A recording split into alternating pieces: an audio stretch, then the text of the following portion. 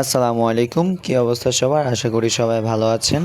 বিসমিল্লাহির রহমানির রহিম। আবার একটা নতুন ব্লগ নিয়ে হাজির হয়ে গেলাম।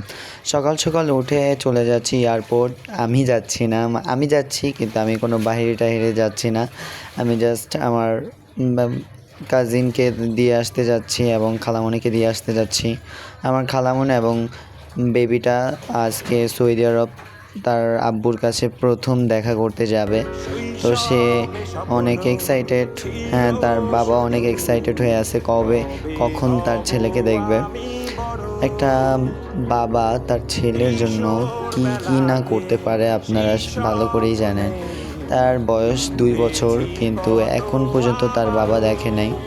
যাই হোক, অনেক কথা বলে ফেললাম।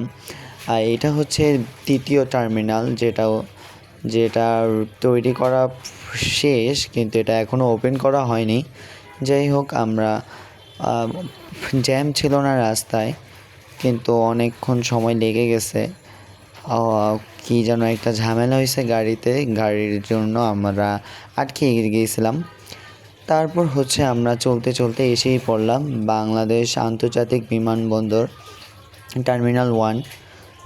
তো মানে আমার এমন খারাপ লাগতেছে যে এই বাচ্চাটা, আপনারা এই বেবিটাকে চিনবেন, তাকে নিয়ে আমি মাঝে মাঝে টিকটক বানাই, রিলস বানাই। হ্যাঁ, সে আমার সাথে থাকে। আজকে সে চলে যাইতেছে, আমার অনেক খারাপ লাগতেছে। সে আমার সাথে অনেক দুষ্টামি করতো, অনেক ফাইজলামি করতো। আজকে সে চলে যাইতেছে, মানে অন্যরকম একটা খারাপ লাগতেছে। যাই হোক, পরে চলে আসলাম।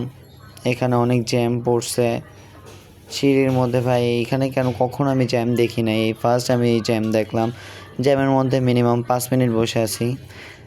এয়ারপোর্ট এমনই একটি জায়গা যেখানে মানুষ নিচ দিয়ে আসলে সুখে কেঁদে দেয়, উপর দিয়ে গেলে দুঃখে কেঁদে দেয়। এখানে অনেক মানুষ দেখলাম কান্নাকাটি করতেছে। তাদের এই সময়টা যে কত কষ্টকর একটা মানুষই বোঝে, যে যায় তার সেই বোঝে।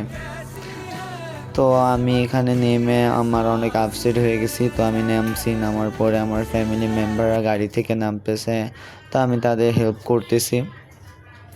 এখানে নামাচ্ছে, আমার কাজিন নামতেছে আর ইয়ার নামতেছেন, মানে মিনিমাম সবাই আসছিল বাসার। তো তারপর আমি আমার ব্যাগ নিয়ে গেছিলাম। আমি হচ্ছে আমার স্কুলের স্কাউট ড্রেস পরে গেছিলাম, একবার মেডি হয়ে গেছি যেন ওইখান থেকে যাওয়ার সময় আমি স্কুলে চলে যাব, বাসায় আর ব্যাক করব না। তার কারণে আমাকে এরকম ড্রেস পরে দেখতেছেন। যাই হোক, এখানে দেখলাম অনেক মানুষ কানাকাটি করতেছে। আমার তো দেখে খারাপ লাগতেছে তাদের দেখে। চশমা পরা এই যে ইনি হচ্ছে আমার খালামণি।